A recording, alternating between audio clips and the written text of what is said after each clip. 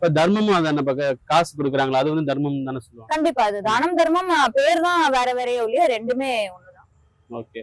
இப்போ இது பண்றதுனால நம்ம கண்டிப்பா நம்மளுடைய கர்மா வந்து சரியாகிடும், அதான் உண்மையா? இதெல்லாம் உண்மைதான். லைக் இப்போ அகத்தியரோட ஒரு வாக்கு இருக்கு. அது என்னன்னா பல கர்ம வினைகள் வந்து தானம் மூலமா கழியும், ஆயினும் சில கர்ம வினைகளை நீ அனுபவித்தே கழிக்க வேண்டும் அப்படின்றது அவரோட அருள்வாக்கு.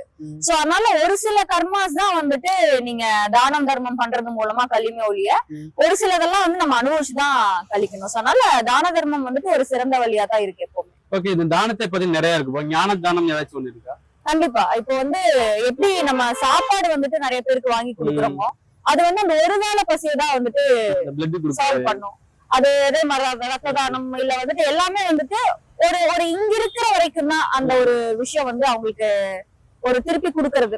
ஆனா ஞான தானம் பொறுத்த வரைக்கும் அது அந்த ஆத்மாக்கே நம்ம சாப்பாடு போட்ட மாதிரி. அது வந்து நீங்க அந்த ஆத்மா மறுபடியும் மறுபிறவி எடுத்தாலும் கூட நீங்க என்னைக்கோ அந்த ஞானத்துக்கு அந்த ஆத்மாக்கு நீங்க உபதேசம் பண்ணது வந்து அது பல பிறவிகள்ல அது அப்படியேதான் இருக்கும். அதனால ஞானதானம் தான் என்னை பொறுத்த வரைக்கும் இருக்கிறதுலே சிறந்த தானம். ஆனா இப்ப இந்த தர்மம் அந்த மாதிரி எதுவும் சிறந்தது கிடையாது? அப்படி கிடையாதுன்னு சொல்லல. பட் இருக்கிறதுல சிறந்தது அப்படின்னு நீங்க கேட்டீங்கன்னா இந்த உபதேசம் கொடுக்கறது, நம்ம எதுக்காக வந்திருக்கோம், இந்த கர்ம வினைகள் பத்தி சொல்லி கொடுக்கறது, இந்த மாதிரி கேட்டகரிஸ்ல இருக்கக்கூடிய தானங்கள் வந்து நீங்க எதனோடயுமே கம்பேர் பண்ண முடியாத அளவுக்கு இது ஒரு வேற டைமென்ஷன்ல இருக்குன்னு சொல்லலாம்.